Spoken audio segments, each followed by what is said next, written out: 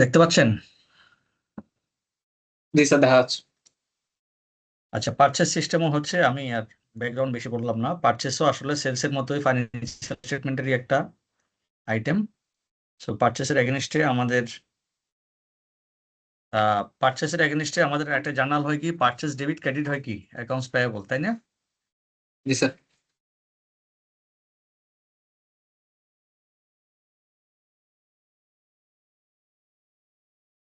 আমরা প্রথমে একটা স্ট্যান্ডার্ড পারচেস সিস্টেম নিয়ে আমি একটা ফ্লো চার্টে দেখাবো। এরপরে পারচেসও আসলে অর্ডার দিয়ে স্টার্ট হয়। এই কোম্পানি হলো সেল করে, কোম্পানি ওর পারচেসও করে। সো পারচেসও কিন্তু একটা কোম্পানির জন্য অনেক ইম্পর্টেন্ট। আপনাকে মানে পারচেস করার সময় আপনাকে প্রফিটটা করে নিতে হবে। আমি যদি কোনো একটা পণ্য তৈরি করে সেল করি, সেল করার আগে আমাকে তো প্রাইসিং ঠিক করতে হবে, তাই না? আমি কত দামে বিক্রি করব।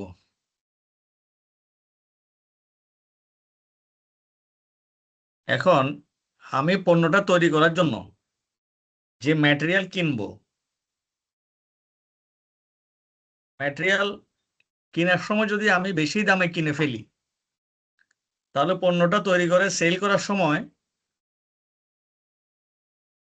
আমি যদি প্রাইসিংটা আমার বেশি হয়ে যাবে না কম হয়ে যাবে, যদি আমি ম্যাটেরিয়ালই বেশি দামে কিনি, আমি পণ্য তৈরি করি, তাহলে পণ্যটা সেল প্রাইসটা কি আমি কম দামে ঠিক করতে পারবো নাকি বেশি দাম হয়ে যাবে? স্যার বেশি দাম হয়ে বেশি যাবে। দাম বেশি দাম হয়ে যাবে স্যার। বেশি দাম হয়ে যাবে। বেশি দাম হয়ে গেলে এখন আমার কম্পিটিটর আছে বিজনেসে। ধরেন আপনি স্কয়ার ফার্মাসিউটিক্যালস এর মালিক। স্কয়ারের ধরেন কম্পিটিটর কারা? বেক্সিমকো হতে পারে, ইনসেপ্টা হতে পারে, এসকেপ হতে পারে। এরা কম্পিটিটর না? জি স্যার। এখন প্যারাসিটামল একটা মেডিসিন। এটার সবগুলা কোম্পানির দাম অনেকটা কাছাকাছি, অনেক বেশি বেরি করে না। ধরেন ম্যাটেরিয়াল সবাই একই রকম র ম্যাটেরিয়াল ইউজ করে, কারণ এটার ভিতরে যে মিক্সচার এবং এই মেডিসিনের যেই ইম্প্যাক্ট, এটা তো সবগুলোর একই, শুধু কোম্পানি ভিন্ন, কিন্তু জিনিস তো একই, তাই না? নাপা, প্যারাসিটামল, তারপর এটার আরো বেশ কিছু নাম আছে না? এক এক ডাক্তার এক এক কোম্পানি দেয় আর কি। ধরেন আমরা যদি উদাহরণস্বরূপ ধরি, এই পণ্যটা তৈরি করার জন্য র মেটেরিয়াল সেম, শুধু তৈরি করার নামটা ভিন্ন হয়। এখন স্কয়ার যদি একটা র মেটেরিয়াল কিনে 100 টাকা করে, সেম পণ্যের জন্য যদি বেক্সিমকো একই মেটেরিয়াল কিনে 80 টাকা করে, তাহলে কেনার সময় কিন্তু একজন 20 টাকা লাভ করে ফেললো। কে লাভ করলো? বেক্সিমকো স্যার। বেক্সিমকো। এখন বেক্সিমকো চাইলে, কারণ স্কয়ার কিনলো 100 টাকা করে, বেক্সিমকো র মেটেরিয়াল কিনলো 80 টাকা করে। এখন তৈরি করার পরে পণ্যটা বেক্সিমকো বিক্রি করবে 200 টাকা, স্কয়ারও বিক্রি করবে 200 টাকা। আচ্ছা, এখন স্কয়ার এটার টোটাল কস্টিং দাঁড়ায় ধরেন 195 টাকা, তাহলে স্কয়ার লাভ করলো 5 টাকা। আর বেক্সিমকোর এখানে কস্টিং দাঁড়ায় কত? 75। 175 টাকা। তাহলে বেক্সিমকো লাভ করলো কত? একই পণ্যে 25 টাকা। 25 25 টাকা। টাকা। 25 টাকা। 25 টাকা। এখন বেক্সিমকো চিন্তা করলো, আমি একটু এটার মার্কেট শেয়ার আরো বাড়াবো, মার্কেটটা ধরবো। তাহলে বেক্সিমকো যদি স্কয়ার যদি 5 টাকা প্রফিট করে, বেক্সিমকো চিন্তা করলো আমি 10 টাকা প্রফিট করবো, তাহলে বেক্সিমকো প্রাইসিংটা কততে আনতে পারে? 185। 185-তে আনতে পারি। তো 185-তে যদি পায়, আমরা জানি যে বেক্সিমকো মোটামুটি রেপুটেড কোম্পানি, স্কয়ারও রেপুটেড কোম্পানি। তা আমরা যদি 200 টাকার মালটা 185-তে পাই, তাহলে আমরা সবসময় প্রেফার করবো কোনটা কিনতে? 185টা না? 185 টাকা ওটা হ্যাঁ। অবশ্যই বেক্সিমকোর 185 টাকা। বলবো। তাহলে দেখেন, তাহলে এখানে পারচেসে তাহলে বেক্সিমকো পারচেসটা করতে পারছে এফিশিয়েন্টলি, আর স্কয়ার পারচেসটা এফিশিয়েন্টলি করতে পারে নাই, তাই না? জি স্যার। হ্যাঁ স্যার। তাহলে দেখেন স্ট্র্যাটেজিতে প্রকিউরমেন্টে পারচেসে কে আগে গেল? বেক্সিমকো। বেক্সিমকো আগে গেল। তাহলে দেখেন একটা কোম্পানি কিন্তু পারচেস প্ল্যানিংটা, পারচেসের উপর কন্ট্রোল সিস্টেমটা কত বেশি ইম্পর্টেন্ট। এটা জাস্ট আমি মানে পারচেসের জন্য বললাম, তো পারচেস আরো অনেক রকম কন্ট্রোল আছে, একটা এক্সাম্পল দিলাম। দ্যাটস ওয়াই পারচেস সিস্টেমটা অনেক বেশি। তাহলে একটা কোম্পানি কতগুলো কন্ট্রোল, কত মেকানিজম নিয়ে মার্কেটে বিজনেস করে, কম্পিটিশন টিকে থাকতে হলে কত রকম প্ল্যানিং লাগে, কত রকম পারচেস প্ল্যানিং লাগে। তাহলে এইসব সিস্টেমের উপর কোম্পানিগুলোকে কাজ করতে হয়। কারণ আপনি আপনার আর্টিকেলশিপ টাইমে আপনার যখন আপনাদের মধ্যে কেউ কি ফার্মে ঢুকছে এমন আছে? ফার্মে আছে কারেন্টলি আর্টিকেলশিপে? जी सर। আপনি আছেন কোন ফার্মে? सर एक आशा को। ওকে, আর কেউ আছে?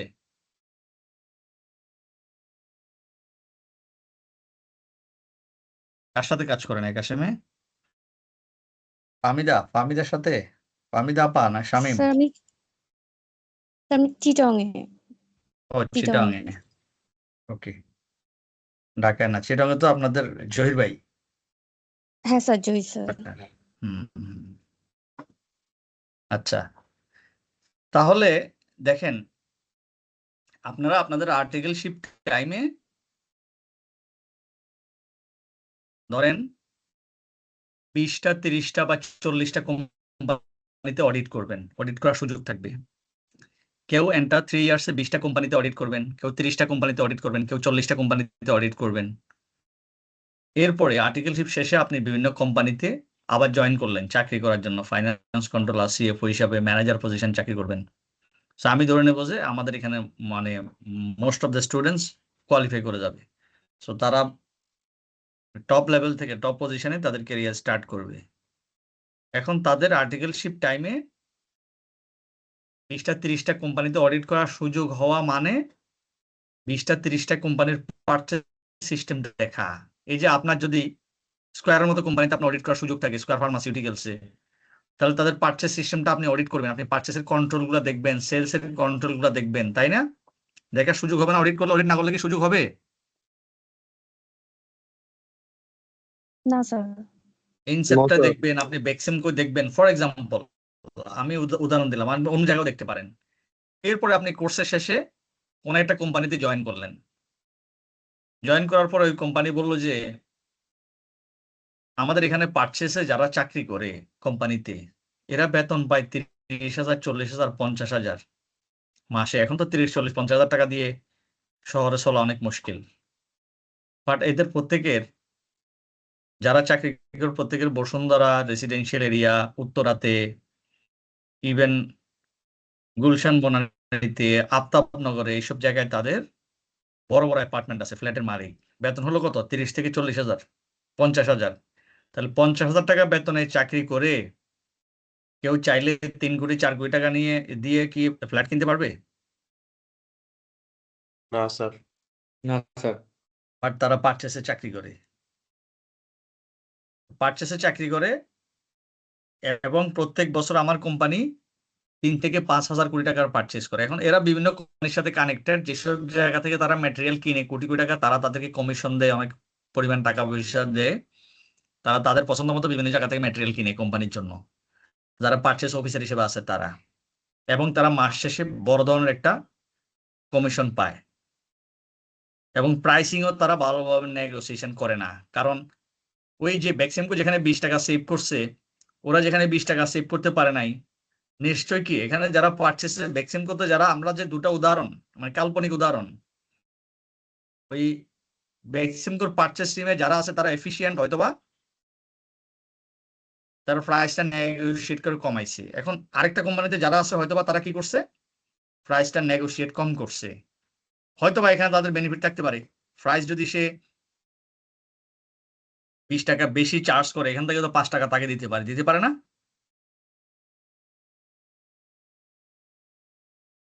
জি স্যার, পারেন। জি স্যার। এরপরে এসব করে করে এরা অনেক বেনিফিট পায়। তো আপনাকে বললো যে আমাদের কোম্পানিতে এই অবস্থা, এখন আপনি আমাদের পারচেস সিস্টেমটা ঠিক করে দেন। তখন আপনি এখানে যে পারচেস সিস্টেম করে যাচ্ছেন থিওরিটিক্যালি, এবং থিওরিটিক্যালি পড়াটাকে যখন বিভিন্ন কোম্পানিতে গিয়ে তাদের পারচেজ সিস্টেম দেখবেন, আপনার প্র্যাকটিক্যাল এক্সপেরিয়েন্স গুলো এবং থিওরিটিক্যাল যে পড়ান থিওরিটিক্যাল নলেজ দুটাকে কাজে লাগাই ওই কোম্পানির পারচেজ ডিপার্টমেন্টটাকে আপনি ম্যাজিক্যালি চেঞ্জ করে দিবেন। লাস্ট ইয়ার যেখানে 3,000 কোটি টাকা দিয়ে পারচেজ করছে, আপনি জয়েন করার পরে কোম্পানি পারচেজ করছে 2,500 কোটি টাকা দিয়ে। তাহলে কত টাকা সেভ করছেন আপনি এক বছরে? কোটি টাকা 500 কোটি টাকা। আর আপনার বেতন হলো, আমি প্রথম দিন হিসাব দিয়েছিলাম না, মনে আছে? আপনার বেতন হলো 3 লাখ করে, 3 বারে 36 লাখ, আর আপনি সেভ করে দিলেন কোম্পানির 500 crore। তাহলে আপনার বেনিফিট কি? কোম্পানি যদি আপনাকে যদি 5 লাখ করে দেয়, লস আছে? না স্যার। কোথায় 500 কোটি টাকা আর কোথায় 36 লাখ টাকা বেতন? তাহলে 464 লাখ টাকা, 400 কোটি 64 লাখ টাকা আরো বেনিফিট কোম্পানিকে আপনি সেভ করে দিয়েছেন টাকা। কোম্পানি আপনাকে 10 লাখ টাকা করে দিলেও লস নাই। তাহলে আমাদের লোকজনের, প্রফেশনাল লোকজনের বেনিফিট কিভাবে বাড়ে? বলে যে 15 লাখ 20 লাখ টাকা বেতন পাই। এইভাবেই আপনি আপনার পারফরমেন্স দিয়েন, আপনি অনেস্টলি চাকরি করেন, খুব টাইম মতো অফিসে যান, টাইম মতো আসেন, ডেলি অনেক কাজ করেন, ওটার জন্য আপনার বেতন বাড়বে না। ওটা হলো যে কারো কাছে, যে কারো ফিজিক্যাল এনার্জি থাকলে, একটু স্ট্রেংথ ভালো থাকলে অফিস করা যায়। আপনি অফিস করবেন, খুব পরিশ্রমী মানুষ, সারাদিন অনেক পোস্টিং দিচ্ছেন, ডেবিট করতেছেন, ক্রেডিট করতেছেন, খাতাপত্র মেনটেন করে নিট অ্যান্ড ক্লিন আপনার চাকরি, তাহলে বছর শেষে আপনার 2,000 টাকা বেতন বাড়বে। আর যে লোকটা ওই যে হিসাবে অঙ্কে দেখাই দিচ্ছে যে আমি কোম্পানির 500 crore টাকা এবছর আমি সেভ করাই দিছি, তাহলে তাকে যদি আবার 5 লাখ 10 লাখ বাড়াইতে কোম্পানি চিন্তা করবে?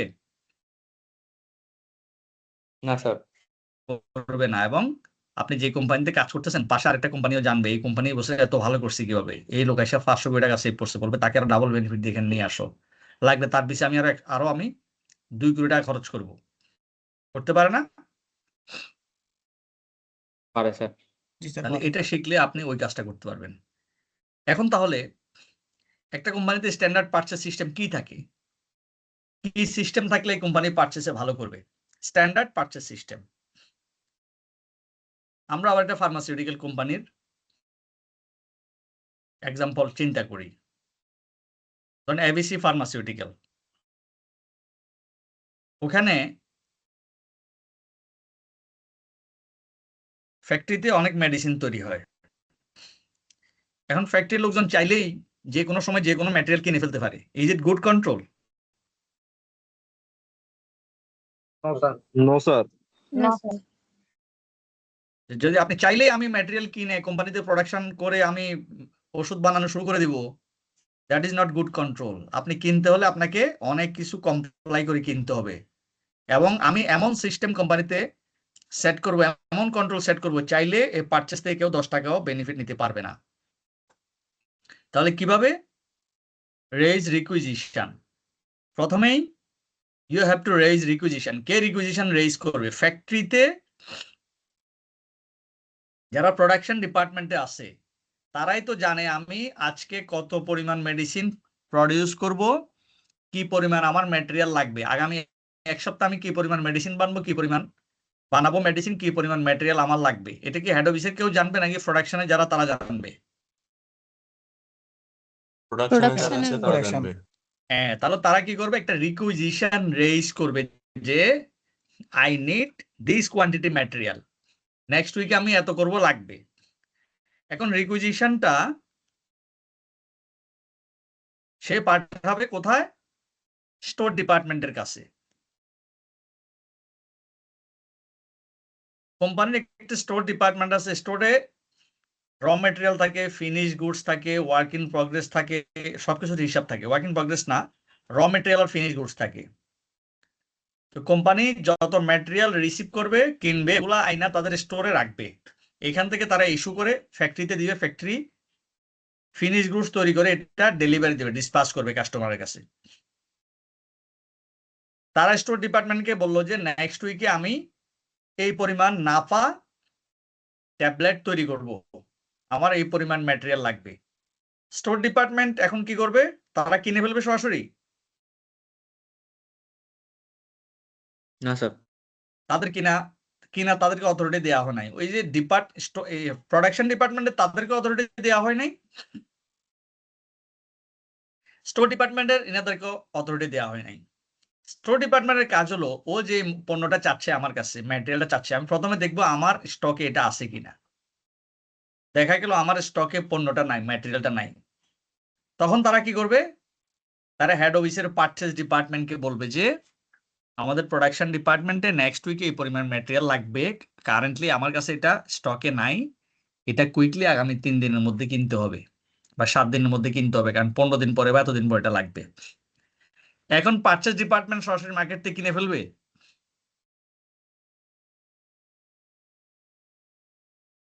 না স্যার। কি মনে হয় কমন সেন্স? কিনতে পারবে না। এখন পারচেজ ডিপার্টমেন্ট যদি অথরিটি দিয়ে দেওয়া হয় দুম করে মার্কেট থেকে কিনে ফেলবে, তখনও তারা তাদের সবার কাছে বসুন্ধরায় গুলশান বনানীতে উত্তরাতে ফ্ল্যাট থাকবে। তারা কি করবে, তারা তাদেরকে বলা আছে কোম্পানিতে পারচেজ ডিপার্টমেন্টের কাজ হচ্ছে এই পণ্যটা কোত্থেকে কিনা যায়, বা এই পণ্যটা কেনার জন্য কোম্পানি কি কোনো সাপ্লায়ার আগে থেকে অ্যাপ্রুভ করে রাখছে কিনা, আমি সবসময় এখান থেকে পণ্য কিনবো। কিছু কোম্পানি আছে তারা বলে যে তাদের কয়েক হাজার গাড়ি আছে, তারা বলে যে ওই যে ট্রাস্টের পাম্প থেকে তেল কিনবা, কোম্পানি সরাসরি ওদেরকে দিবে। কারণ নাহলে ড্রাইভাররা কিনলে ড্রাইভাররা কি করবে, মাঝখানে তেল চুরি করবে, করবে না? তাহলে কোম্পানি টু পাম্প কোম্পানির সাথে একটা, পেট্রোল কোম্পানির সাথে একটা এগ্রিমেন্ট হলো, ওরা দিবে, বছর শেষে কোম্পানি পেমেন্ট করবে। এরকমও কোম্পানির কিছু সাপ্লায়ার ঠিক করা থাকতে পারে, এই সাপ্লায়ার র মেটেরিয়াল দিবে, বছর শেষে কোম্পানি ওদেরকে দিবে, মাঝখানে তাহলে পারচেজ ডিপার্টমেন্ট কিছু করার থাকে না। আচ্ছা, কিছু কিছু ক্ষেত্রে পারচেজ ডিপার্টমেন্টকে বলা হয়েছে যদি ম্যাটেরিয়ালটা কিনতে হয় মিনিমাম 3 থেকে 5টা পার্টি থেকে, সাপ্লায়ারের কাছ থেকে সোর্সিং করতে হবে, ওদের কাছ থেকে তুমি দাম নিয়ে আসবা, প্রাইস নিয়ে আসবা।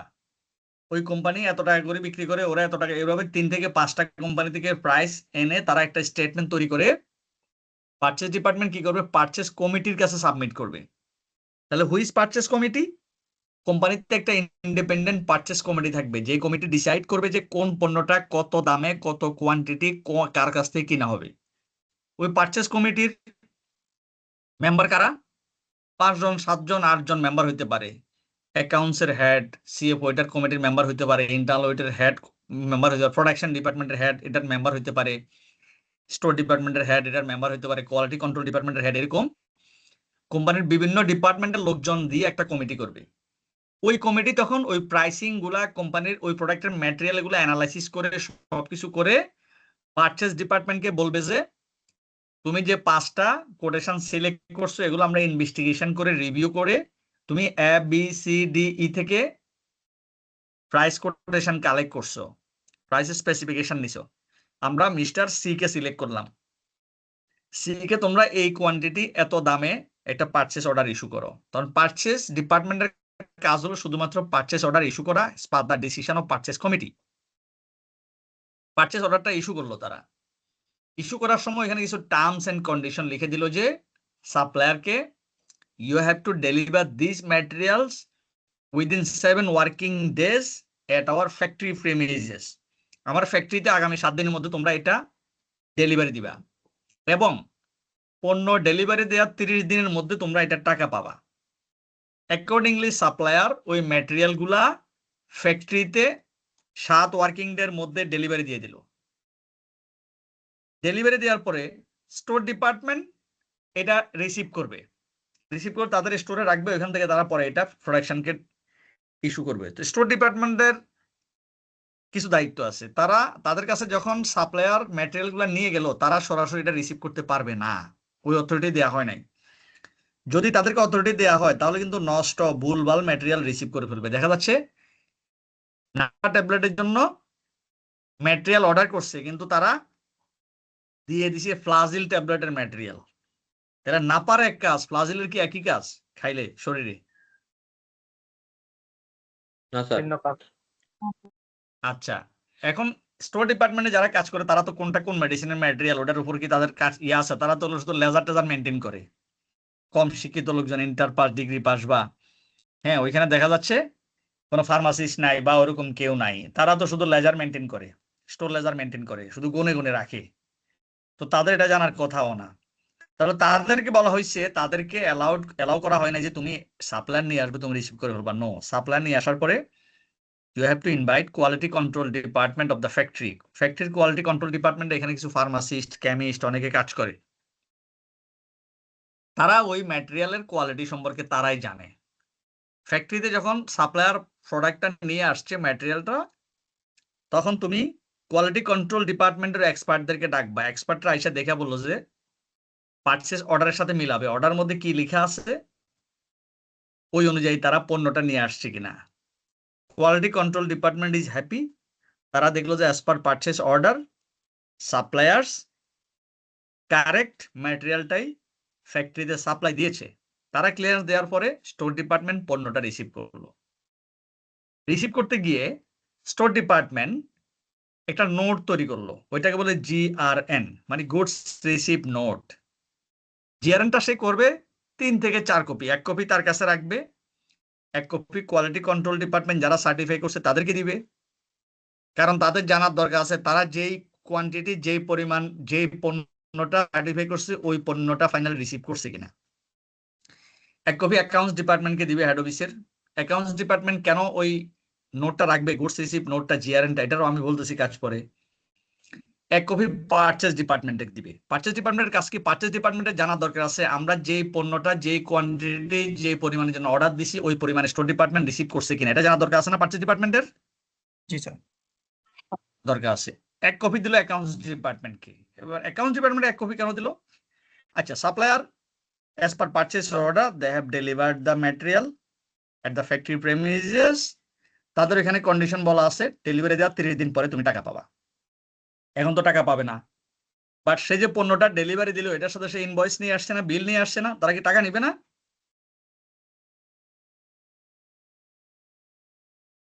নিবে?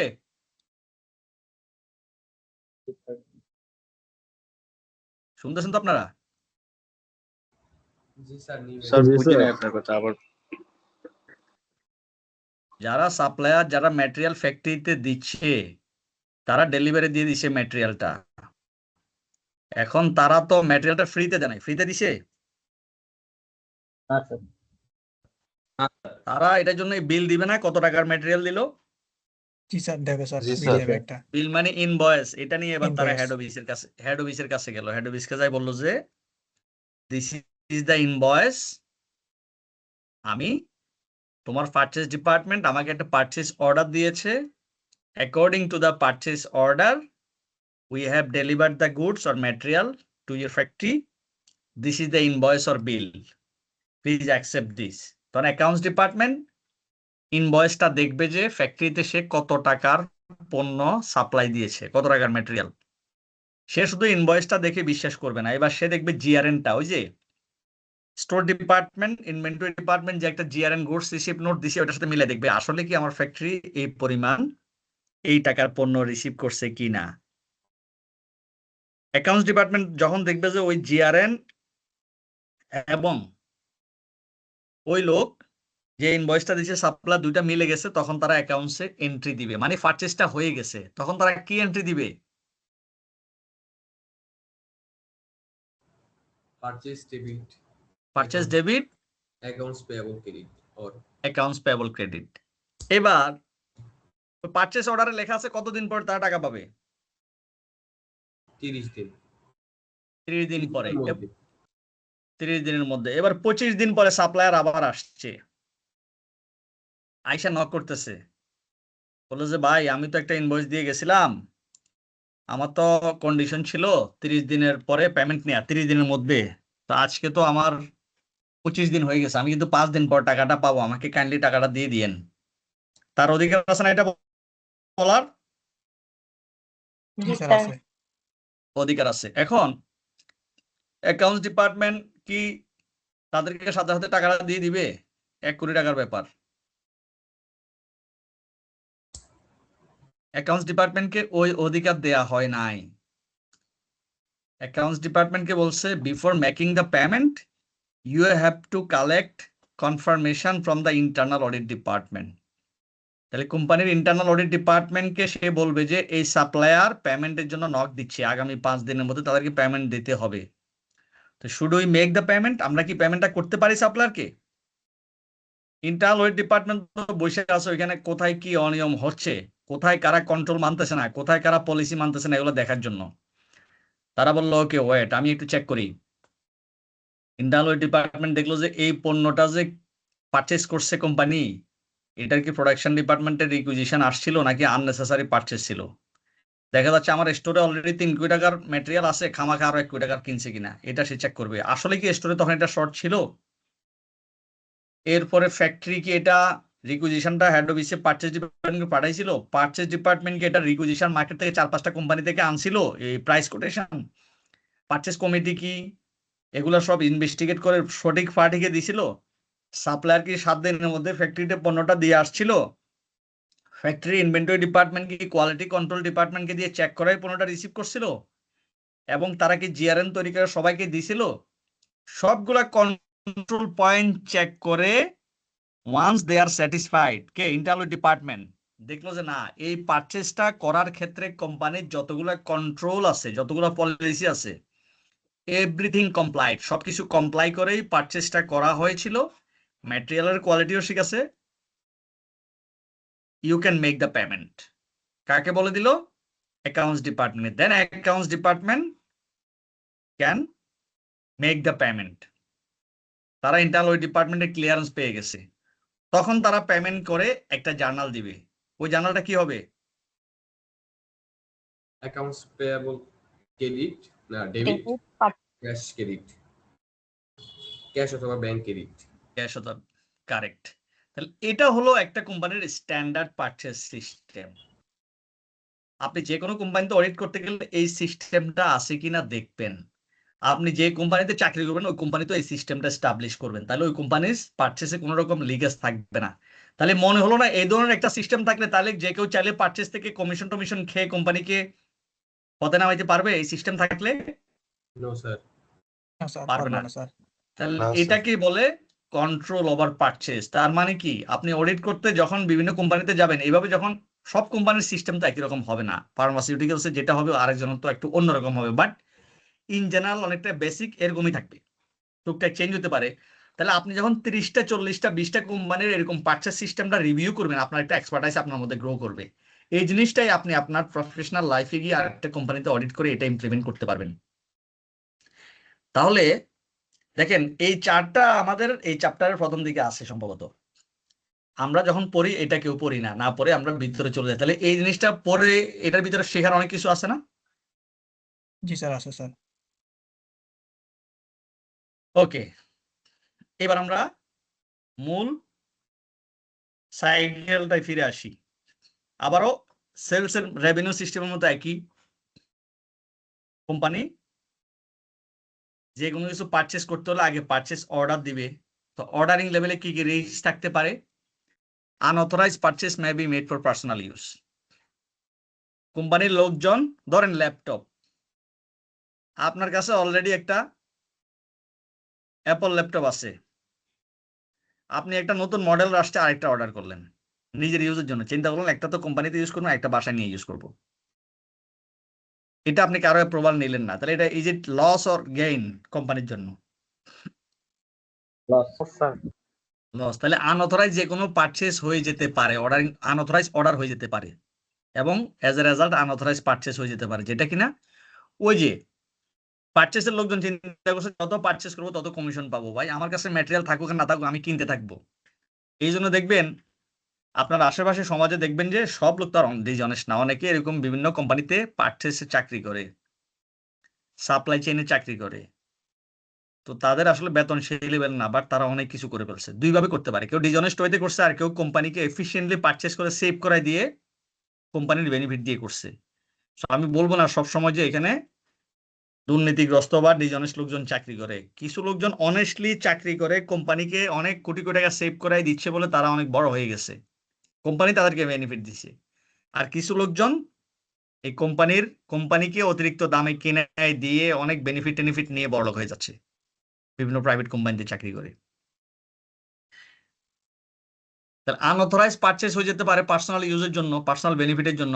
Goods and services might not be obtain on the most advantageous terms. এই যেটা বললাম, যেটা এখন আলাপ করলাম, মোস্ট অ্যাডভান্টেজিয়াস টার্মস হচ্ছে কি, আমি চাইবো পণ্যটার মার্কেট প্রাইস 10 টাকা, আমি যদি এটাকে কোনোভাবে অনেক চেষ্টা করে 8 টাকায় 9 টাকায় কিনে নিতে পারি, তাহলে আমার কোম্পানির জন্য অনেক সেফ, অনেক লাভ না?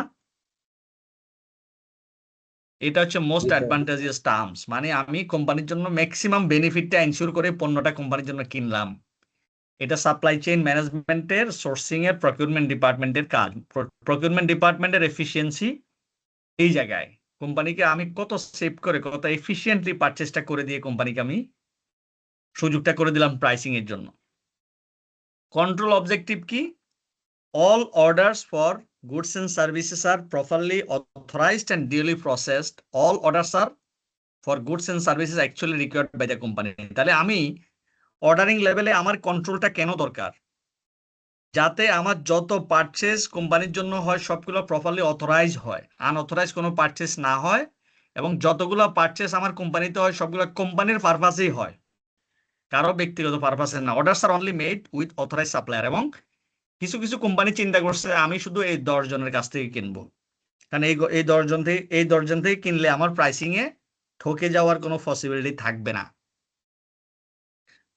আমি বলবো যে আমার পারচেজ ডিপার্টমেন্টে এই 10 জন থেকেই তুমি কিনবে, এই 10 জন বাইরে কিনতে পারবে না।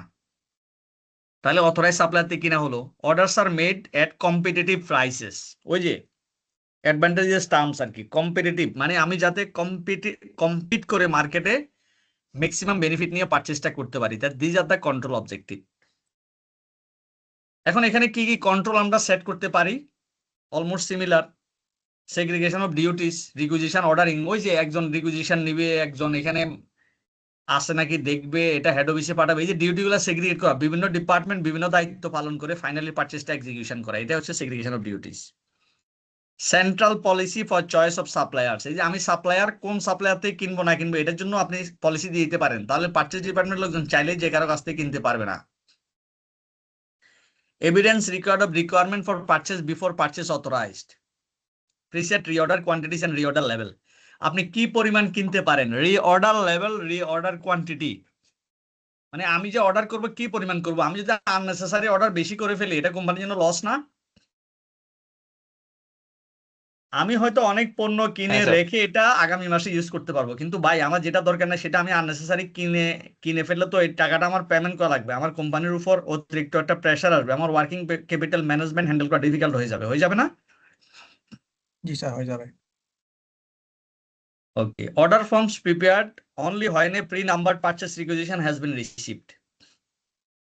তাহলে অর্ডার ফর্মটা শুধুমাত্র প্রিপেয়ার করব যখন পারচেস রিকুইজিশন পাইবো। ওই যে আমি যদি রিকুইজিশন না পাই, পারচেস ডিপার্টমেন্ট রিকুইজিশন ছাড়া যাতে এটা না করে। অথরাইজেশন অফ অর্ডার ফর্মস, কোম্পানিতে পারচেসের জন্য যে অর্ডার ফর্মটা তৈরি করা হয় এটা যাতে সবসময় অথরাইজেশন থাকে। প্রি নাম্বারড অর্ডার ফর্ম, যে কেউ চাইলে যে কোনো জায়গা থেকে যাতে অর্ডার দিয়ে দিতে না পারে, যেন প্রি নাম্বারড ফর্ম আছে, তাহলে ফর্মগুলোর উপর একটা কন্ট্রোল থাকবে।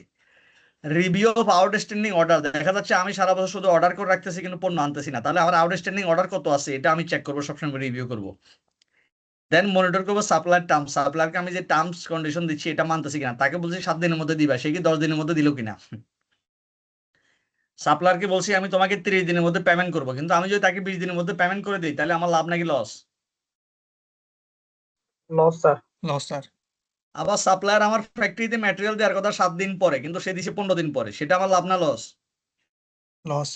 কি টাইপের লস হতে পারে? স্যার সে ডিউটি আমি স্যার দিই নাই। প্রথমটা হচ্ছে লিড টাইম মতো, আর সেকেন্ড টাইম হচ্ছে ওই যেহেতু মাল নাই তাহলে প্রোডাকশনে যাইতে পারবে না। হ্যাঁ, কারেক্ট। প্রোডাকশন যেতে দেরি হয়ে যাবে আর কি। আমি তাকে বলছি 7 দিনের মধ্যে দিতে, সে 15 দিন পরে দিছে। তো সে যে আমাকে আরো 8 দিন পরে দিল, 8 দিনে তো আমার প্রোডাকশন হ্যাম্পার হবে। প্রোডাকশন হ্যাম্পার হলে আমি ডেলিভারি দিতে পারবো, মার্কেটে সেল করতে পারবো না, সেল করলে আমার রেভিনিউ আসবে না, টাকা আসবে না, তাই না? জি sir. Safeguarding sir. Of blank order, আমি যে অর্ডার করব অর্ডারের ফর্মগুলো আমাকে ঠিকঠাক মতো সেফলি রাখতে হবে, নাহলে যে কেউ পিয়নো নিয়ে অর্ডার দিয়ে দিবে পণ্য। ঠিক আছে, তাহলে এটা হলো কন্ট্রোল, এই কন্ট্রোলগুলো আমরা অর্ডারিং লেভেলে রাখবো। টেস্ট অফ কন্ট্রোল, এখন আপনি অডিটর, আপনি দেখবেন যে ওরা যে সারা বছর অর্ডার করছে এটার উপর কন্ট্রোল কাজ করছে কিনা। আপনি লিস্ট অফ সাপ্লায়ার দেখবেন, তোমরা কোন কোন সাপ্লায়ার থেকে কিনো, আমি দেখি ওই সাপ্লায়ার থেকে তোমরা কিনছো কিনা। সিকোয়েন্স চেক করবেন, দেখবেন যে অর্ডার ফর্মগুলো সিকোয়েন্স ঠিক আছে কিনা, একটার পর একটা ফর্ম ঠিক মতো মেনটেন করছে কিনা। Check orders are supported by purchase requisition. আপনি দেখবেন যে আপনিও দেখবেন এটা কি তাদের প্রোডাকশন ডিপার্টমেন্ট থেকে রিকুইজিশন ছিল এই পণ্যগুলো যে কিনছেন, আগে পারচেস ডিপার্টমেন্ট তাদের মন মতো কিনে ফেলছে। Review security arrangement over blank order. আপনি অডিটর হিসেবে দেখবেন যতগুলো অর্ডার ফর্ম আছে কোম্পানিতে এগুলো ঠিকঠাক মতো সেফলি রাখছে কিনা। তাহলে অর্ডারিং লেভেল মোটামুটি শেষ। এখন অর্ডারের পরে কি আসবে? আমি পণ্য অর্ডার করলাম, অর্ডারের পরে recording invoice. Goods inward. Order করলে গুডস আসবে না আমার কাছে? জি স্যার। গুডস জি, ইনওয়ার্ডকে স্যার। কি বলে? পণ্য আসতেছে স্যার, মানে আসছে আর কি আমার প্রোডাকশনে। আন্তঃপরিবহন বলে না? আন্তঃপরিবহন। জি স্যার। আন্তঃপরিবহন বলে। তাহলে গুডস ইনওয়ার্ডে গুডস আনা এবং ইনভয়েসিং এর ইনভয়েস রেকর্ডিং এও কিছু রিস্ক আছে। কি রিস্ক আছে? Goods may be miss অ্যাপ্রোপ্রিয়েটেড for private use. Good আইনা গুডস আনার পরে এটা আমি প্রাইভেট ইউজ করে ফেললাম, পার্সোনাল ইউজ করে ফেললাম। এমন পণ্য তো অনেক কোম্পানিতে আছে, আমি নিয়ে কোম্পানির পণ্য নিজে ইউজ করে ফেললাম। Goods may be accepted that have not been ordered. অর্থাৎ আমি ম্যাটেরিয়াল অর্ডার করছি একটা, অ্যাকসেপ্ট করছি আরেকটা। ওই যে নাপারটা অর্ডার করছি, ফ্লাজিলেটটা অ্যাকসেপ্ট করছি, তাহলে হবে? না sir. Invoice may not be recorded resulting in non payment. আমি যদি ওই যে অ্যাকাউন্টস ডিপার্টমেন্ট যদি ইনভয়েসটা রেকর্ড না করতো তাহলে কি purchase debit accounts payable credit এন্ট্রিটা হতো?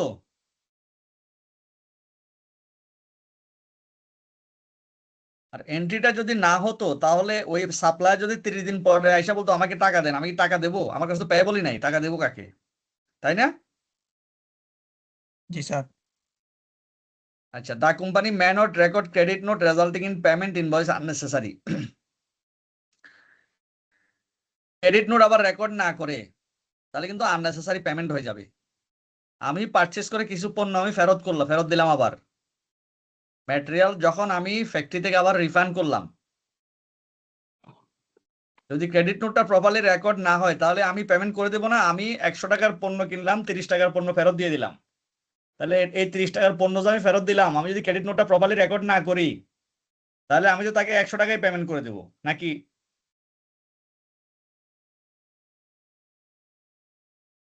বুঝা গেছে? জি স্যার। কন্ট্রোল অবজেক্টিভ হচ্ছে এই যে রিস্ক গুলো আছে, এই রিস্ক গুলা মিটিগেট করাই হচ্ছে কন্ট্রোল অবজেক্টিভ। সেম জিনিস, এটাকে আমরা এই রিস্ক গুলো মিটিগেট করাই হচ্ছে এখানে কন্ট্রোল অবজেক্টিভ। এখন আসেন এখানে এবার আপনি কন্ট্রোল কি সেট করবেন। এগুলা জাস্ট একটা লিস্ট করে আপনারা নিজেরা পড়লে, এখন তো কনসেপ্ট বুঝে গেছেন, নিজেরা পড়লে নিজেরা বুঝে যাবেন। কন্ট্রোল অবজেক্টিভ, কন্ট্রোল হচ্ছে আপনি the following R types of control which could be put in place to fulfil the above objective. কি কি? Examination of goods inward. আপনি যে কোনো পণ্য যখন কিনে আপনার আনবেন, আপনি এটার কোয়ালিটি, কোয়ান্টিটি, কন্ডিশন ঠিক আছে কিনা দেখবেন। Recording arrival and acceptance of goods. এই মিউট করেন, মিউট করেন। Comparison of goods receipt notes with purchase order. Referencing of supplier invoices, numerical sequence and supplier reference. Checking of supplier invoice. Checking of supplier invoice সাথে কি price, quantity এগুলো ঠিক আছে কিনা, এরপরে আপনি গুডস রিটার্ন যদি করেন সেটা রেকর্ডিং ঠিক আছে কিনা, এগুলোর জন্য আপনি সব কন্ট্রোল সেট করবেন। কন্ট্রোল সেট করলে তাহলে গুডস ইনওয়ার্ড এবং রেকর্ডিং ইনভয়েসে আর কোনো প্রবলেম হবে না, যেটা আমি বললাম। এগুলো এটারই consistently regular maintenance of payable ledger. আমি পেয়েবল লেজারটা সবসময় মেইনটেইন করব, আপডেট করব, কত পেমেন্ট করলাম, কত আমার পেয়েবল রয়ে গেছে।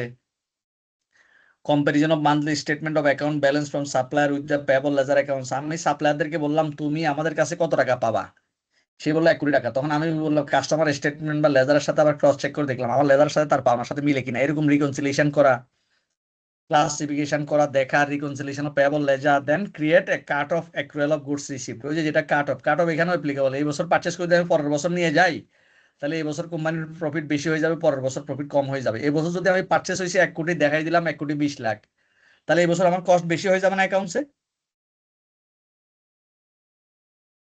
হ্যাঁ স্যার। আবার পরের বছর আমি পারচেজ দেখালাম কম, পরের বছর প্রফিট বেশি হয়ে যাবে। তাহলে দেখেন যে বছরের পারচেস ওই বছরে দেখাইতে হবে, যে বছরের সেলস ওই বছরে দেখাইতে হবে, তাহলে ওই বছরের অ্যাকচুয়াল পারফরমেন্সটা আমার চলে আসবে। আপনি অডিটর হিসাবে এখন কন্ট্রোল টেস্ট করবেন। গুডস ইনওয়ার্ড এন্ড রেকর্ডিং ইনভয়েসে গিয়ে আপনি কি করবেন, আপনি ইনভয়েস চেক করবেন, গুডস গুলা সাপোর্টিং ডকুমেন্টস আছে কিনা, প্রাইসটা কারেক্টলি হয়েছে কিনা, প্রপারলি রেফারেন্সিং করা আছে কিনা, কারেক্ট কোডে এটা রেকর্ড করছে কিনা। তারপর ইনভয়েসে দেখবেন ক্যালকুলেশন ঠিক আছে কিনা, এডিশন ঠিক আছে কিনা, এন্ট্রিগুলো ঠিক মতো পারচেজ বুকে ওই যে পারচেজ ডেবিট পেবল ক্রেডিট এগুলো আনছে কিনা, পেবল লেজার প্রপারলি গেছে কিনা, ক্রেডিট নোটগুলো প্রপারলি কারেক্টলি রেকর্ড করছে কিনা। হ্যাঁ, গুডস রিটার্নের ব্যাপারটা দেখবেন, রিটার্নগুলো ক্রেডিট নোট আর duly receive from the suppliers. এই সবগুলা জিনিস আপনি যে কন্ট্রোলগুলো সেট করছে ওগুলো ঠিক মতো কন্ট্রোলগুলো তারা কমপ্লাই করছে কিনা ওইটা আপনি অডিটর হিসাবে চেক করবেন।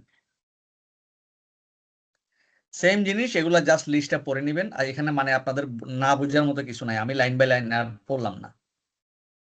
এরপরে ফাইনালি আমাদের কি করতে হবে, পেমেন্ট পেমেন্ট পেমেন্ট করতে Payment হবে। করতে হবে।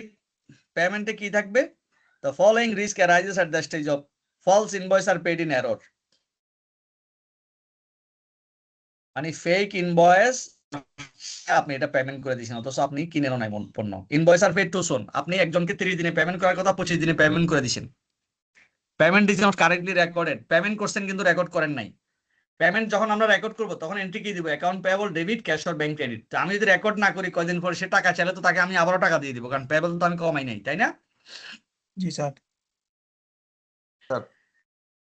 আচ্ছা, credit are not correctly recorded, payments are not record in the right period. ওই যে কাট অফ অ্যাপ্লাই হবে না। তো কন্ট্রোল অবজেক্টিভ কি, এই রিস্কগুলো মিটিগেট করাই হচ্ছে আমার কন্ট্রোল অবজেক্টিভ। এখানে কিছু কন্ট্রোলের কথা বলা আছে। পেমেন্টে আপনি কি কন্ট্রোল, ওই যে চেক এবং ক্যাশ পেমেন্টের ক্ষেত্রে কেমনে করবেন, আপনার চেক অ্যাপ্রুভ করবে কে, চেক সাইন করবে কে। আপনি তো চেকে পেমেন্ট করতে পারেন, ক্যাশও করতে পারেন। হ্যাঁ, তাহলে আমি পেমেন্টটা ওই যে আমি বললাম ইন্টারনাল ওয়েট ডিপার্টমেন্ট সবকিছু চেক করবে শুরুতে, ওই জিনিসগুলোর প্রসেসগুলো কমপ্লিট করার পরে আপনি যে পেমেন্ট করবেন, সিগনেটরি ঠিক আছে কিনা, আপনি কাকে পেমেন্ট করতেছেন, আসলে কি ওই পরিমাণ পণ্য তার কাছে পাইছেন কিনা, সবগুলা জিনিস চেক করে আপনি চেকে পেমেন্ট করবেন নাকি পে অর্ডার করবেন, না ব্যাংক ট্রান্সফার করবেন, না ক্যাশ পেমেন্ট করবেন। এটার জন্য আপনি কিছু কন্ট্রোল সেট করবেন। দিজ আর দ্য কন্ট্রোল, লিস্টটা জাস্ট পড়ে নেবেন। এটা হচ্ছে টেস্ট অফ কন্ট্রোল। আপনি আবার অডিটর হিসেবে গিয়ে চেক করবেন তারা যে পেমেন্ট করছে, পেমেন্টটা ওই যে আমরা প্রথমে যে সিরিয়ালি পড়ে আসছি ওগুলা কমপ্লাই করে সব পেমেন্টটা করছে কিনা। এখানেও এই যে লিস্টটা পড়ে নেবেন, একটা লিস্ট আছে। সেম জিনিস আমাদের মোটামুটি শেষ। আমরা অর্ডার দেব, এরপরে আমার কাছে পণ্য আসবে, ইনভয়েস করব, এবার পেমেন্ট করব। এখন আমরা একটু স্যাম্পল কোশ্চেন গুলা টেস্ট করে দেখি যে আমাদের কনসেপ্ট ক্লিয়ার হলো কিনা। আমি কিছু জিনিস জাস্ট স্কিপ করে, এটা রেভিনিউ সিস্টেম আর এখানে সেম জিনিস, লিস্টগুলো আপনি একটু পড়ে নেবেন। পড়ে নিয়ে যদি আপনাদের কোনো রকম কোয়েরি থাকে আমাকে নেক্সট ক্লাসে জিজ্ঞেস করবেন যে আমরা পারচেজ সিস্টেমে আমার এখানে কোয়েরি আছে, এটা জানার বাকি আছে। সো এটার জন্য আপনাদেরকে একটু কষ্ট করে পড়তে হবে, লাইন বাই লাইন পড়তে গেলে বিরক্ত হয়ে যাবেন। আমি একটু কনসেপচুয়ালি আপনাদেরকে কনসেপ্ট ক্লিয়ার করে ট্রাই করলাম। এখানে দেখেন একটা কোয়েশ্চেন আছে, the directors of Lytton limited have just uncovered a fraud being perpetrated by the store manager. He was in charge of ordering, had raised a number of false orders to non-existent supplier, raised goods, received notes in respect of non-existent deliveries, and forwarded an invoice to the accounts department, which was then paid. কোম্পানির director একটা জিনিস identify করছে, store manager ওই কোম্পানির, সে নিজেই, store ম্যানেজারের কাজ কি, সে স্টোর ডিপার্টমেন্ট থেকে অর্ডারটা নেবে, নিয়ে সেটা হেড অফিসের কাছে পাঠাবে, হেড অফিস এগুলো যাচাই বাছাই করবে, কেনাকাটার অর্ডার দিবে, তারপর তার কাছে আনবে, তার কাছে পণ্য আসবে, সে কোয়ালিটি কন্ট্রোল ডিপার্টমেন্ট থেকে দিয়ে চেক করাবে, তারপরে সে পণ্যটা রিসিভ করবে, তাই না বলছিলাম প্রথমে? কিন্তু এখানে উনি একাই সব করে ফেলছে। উনি নিজে একটা অর্ডার মারছে, একটা রেজ করছে ফলস অর্ডার, এমন এক পার্টিকে অর্ডারটা দিছে, ওই পার্টির অস্তিত্বই নাই, যার থেকে সে কেনার জন্য অর্ডার করছে, এবং সে গুডস রিসিভ নোটও তৈরি করে সবাইকে দিয়ে দিছে। দিয়ে দেওয়ার পরে একটা ইনভয়েস, ফেক ইনভয়েস তৈরি করে ওইটা অ্যাকাউন্টস ডিপার্টমেন্টের কাছে পাঠিয়ে দিছি, অ্যাকাউন্টস ডিপার্টমেন্ট ফাইনালি এটা পেমেন্ট করে দিছি। তাহলে আমি প্রথমে যেই স্ট্যান্ডার্ড পারচেজ সিস্টেমের কথা বললাম ওইটা মানলো?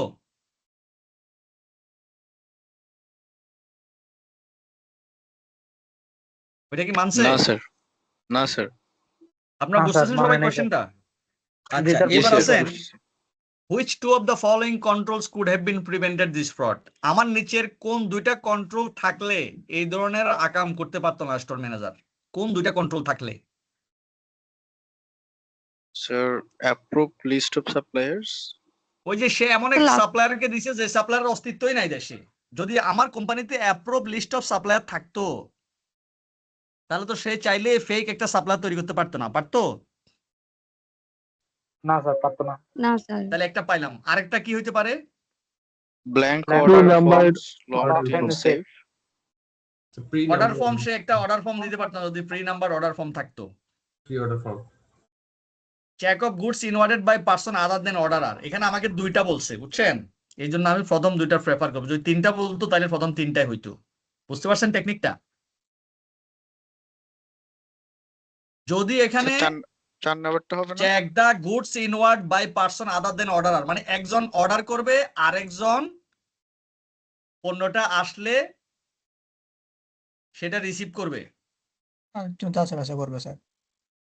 যাচাই বাছাই করবে, চেক করবে সে। জি। Check of goods inward by person, সে যাচাই বাছাই করবে, আরেকজন অর্ডার করবে। তাহলে এটা ধরা পড়তো না, আর এখন তো একই ব্যক্তি সব করে ফেলছে। তাহলে এটার কারণে কি হলো? সেগ্রিগেশন অফ ডিউটি হলো, তাই না? জি স্যার। জি স্যার। একজন অর্ডার করলো, একজন চেক করলো, তাহলে ডিউটিটা সেগ্রিগেট করে দিলাম না?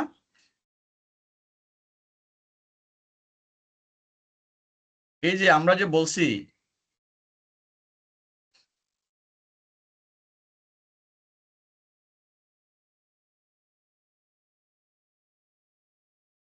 দেখছেন, এই যে অর্ডারিং এর সেগ্রিগেশন অফ ডিউটিস, ওটা কথা বলে। তাহলে বোঝা গেছে দুটা ক্লিয়ার? জি স্যার। জি sir.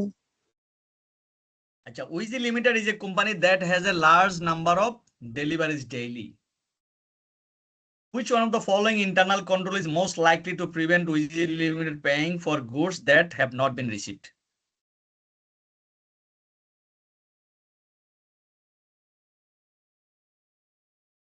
The matching of purchase invoices with goods received note. Matching the purchase invoice with good receipt notes. Very good. তৃতীয়টা স্যার। এটা যে বলছেন আগে পড়ছেন এটা কোশ্চেনটা নাকি এখন বুঝলেন বলেন তো? নাইমা, নাইমা না? নাইমা বলছেন? আনসারটা যে বলছে ওর নাম কি? স্যার নুসরাত। নুসরাত। আপনি কি আগে পড়ছেন নাকি এখন পরে বুঝছেন বলেন তো? প্রশ্ন পড়েছি আপনি দেওয়ার পর। Okay, very good. বাকিটা বুঝছেন?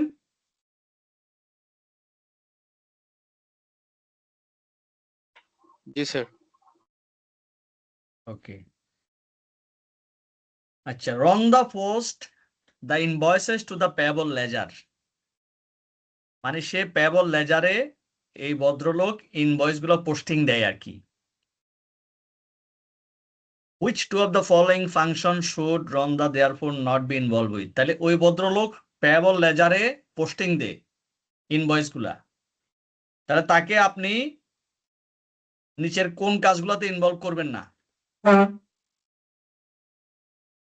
Authorization of The payment authorization of or payments. posting involved to the receivable ledger. Oh, yes sir. Posting তো সে দেয় প্রথমটা, ওটা তো আর বলার কিছু নাই। তো তাকে যদি আপনি আবার বলেন যে তুমি একটু রিকনসিলিয়েশন করে দেখো তো কন্ট্রোল অ্যাকাউন্টের সাথে পেয়েবল লেজারের মিল আছে কিনা, সে নিজে তো এটা তৈরি করে, তাকে যদি আপনি চেক করতে দেন হবে?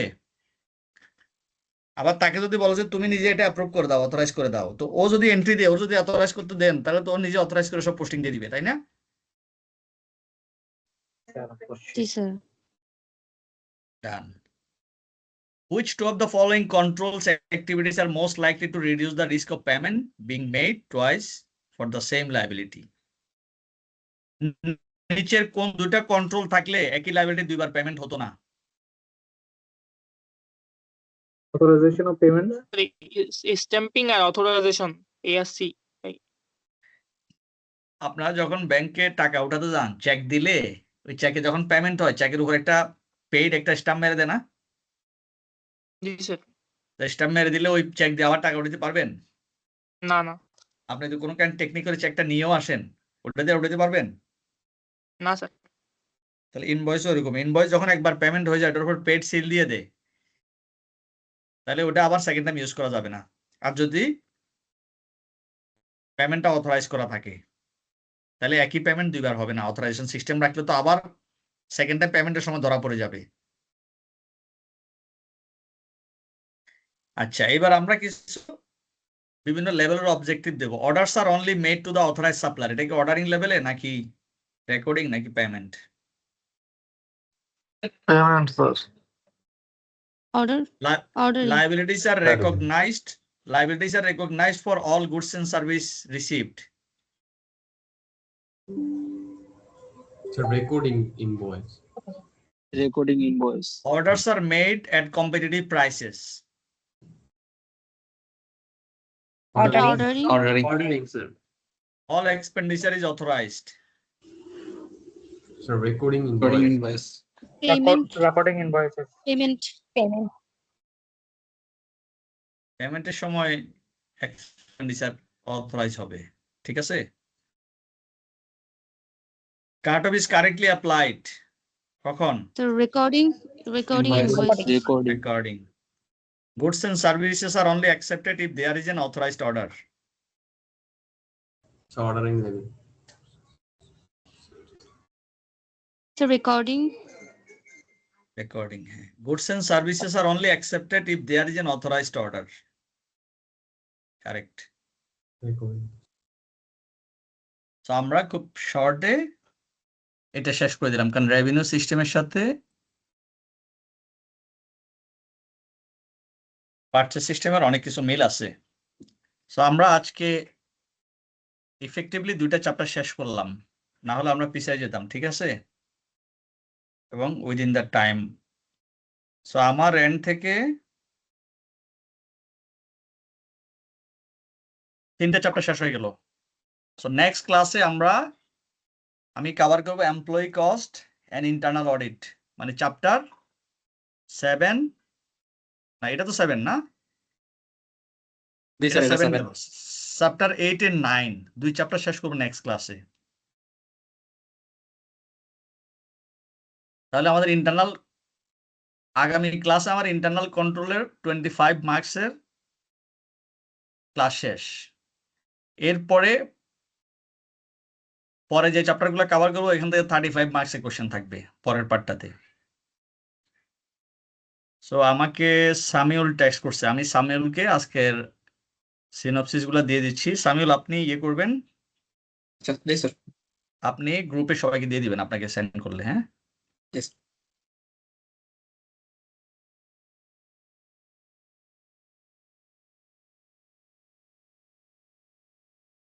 আমি তাহলে সামিউলকে হোয়াটসঅ্যাপে দিয়ে দেবো, আপনারা ওর থেকে নিয়ে নিন। আর কারো কোনো কোয়েশ্চেন না থাকলে আমি শেষ করে দিই আজকের মতো। বেশি প্রেশার হয়ে গেছে আপনাদের উপর আজকে এমনিতেই, নাকি?